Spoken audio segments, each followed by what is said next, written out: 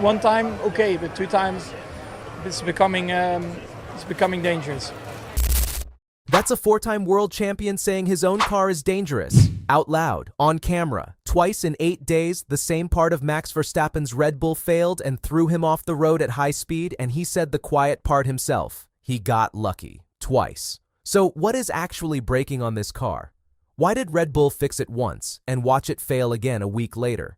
Why did McLaren look at the exact same idea and refuse to race it? And why is the next race the single worst place on earth for this to happen again? Because Spa isn't just another track. Let's get into it. So what's actually failing? Here's the 30-second version. In 2026, cars run an active rear wing. It opens on the straights to cut drag and go faster, then closes again before the corner so the car has grip.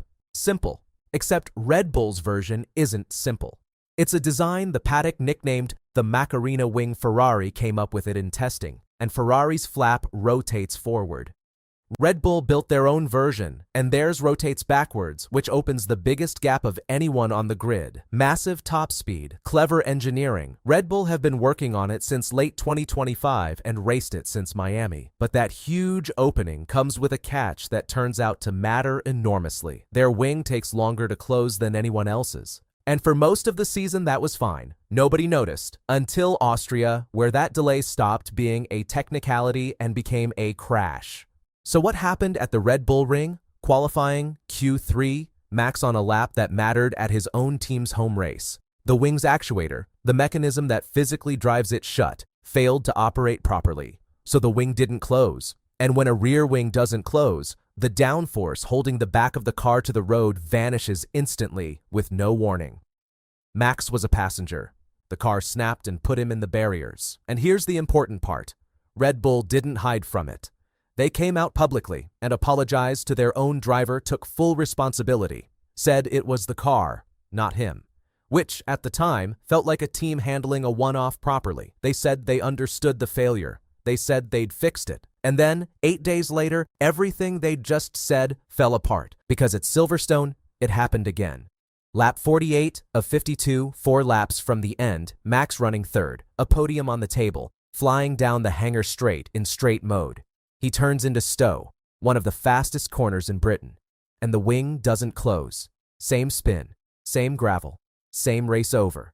But here's the detail that makes this so much worse, and it's the one everyone glossed over. This was a different fault. Max said it himself. A different fault, but the same outcome. Mickey's confirmed it, they understood Austria, and then a completely different failure appeared in the very next race.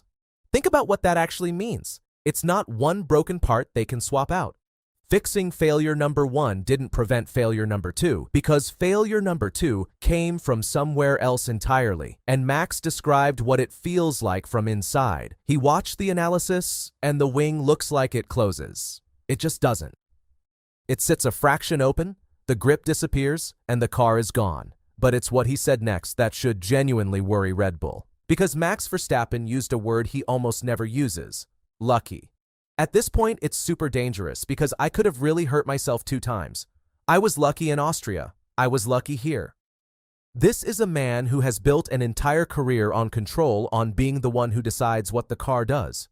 And twice in 8 days, he's been a passenger in a machine that betrayed him at high speed with no warning at all. There's no reflex that saves you from that. No skill. The grip is just gone. And then he said the line that tells you exactly where this relationship actually is right now. This is something the team has to take care of, right? It's out of my hands. Read that again. That's not anger. That's colder than anger. That's a driver stepping back, folding his arms, and telling his team of 10 years, I've done my part. This one's on you. I can't fix this from the cockpit.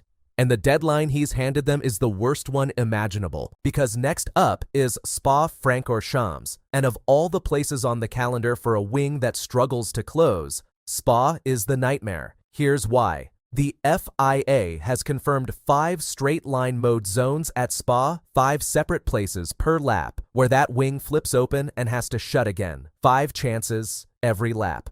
And one of them is the approach to Eau Rouge and Raidillon. If you don't know Spa, that's the most famous corner in Formula One, a compression, uphill, blind over the crest, taken absolutely flat out. It is the single most demanding high-speed sequence in the sport, and it punishes a car that loses its rear end more than anywhere else. The run from La Source through Eau Rouge and up the Kemmel Straight is flat. Blanchimont is flat. This is a track that spends most of its lap asking the car to do exactly what broke it at Stowe, but faster. And Mekis has already admitted Red Bull are afraid Spa will expose the same limitations Silverstone did. So they know. Which raises the question nobody at Red Bull wants asked, because another team already answered it. Here's the detail that should sting. McLaren built their own version of the same rotating wing concept. They brought it to Austria, and they didn't run it not in the race, not in qualifying, not even in a single free practice session. Why? Because they didn't think it was ready. They didn't run it at Silverstone either. Same clever idea, same potential speed, and McLaren looked at it and decided the risk wasn't worth it yet. Red Bull looked at the same idea and raced it from Miami. One of those teams is leading the championship. The other is watching its four-time champion crash out of 2 races in a row and describe the car as dangerous. Now, to be fair to Red Bull, and this matters, they haven't dug in. Mekis has said they'll leave no stone unturned, that they'll do whatever is necessary to be on the safe side, and that every option is open, including simply not running the wing at Spa at all. That's the right answer.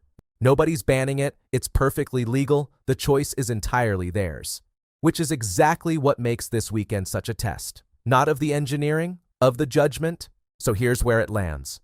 Red Bull built the most aggressive wing on the grid, chasing top speed. It's failed twice in 8 days in 2 different ways, and both times it nearly hurt the best driver in the world. And now it's going to the fastest, most flat-out circuit on the calendar with 5 straight mode zones a lap and Eau Rouge waiting. My honest take? Red Bull have to take that wing off the car. The speed isn't worth it. Because they've already spent a season losing Max's patience, and this is the first time they've risked something a lot more serious than that. So if you're tired of watching the best driver on the grid get let down by his own car, hit that like button and let Red Bull know we're watching this weekend. And tell me straight, one word below, should Red Bull race that wing at Spa, yes or no? I read every single one. Keep it flat out, I'll see you at the next one.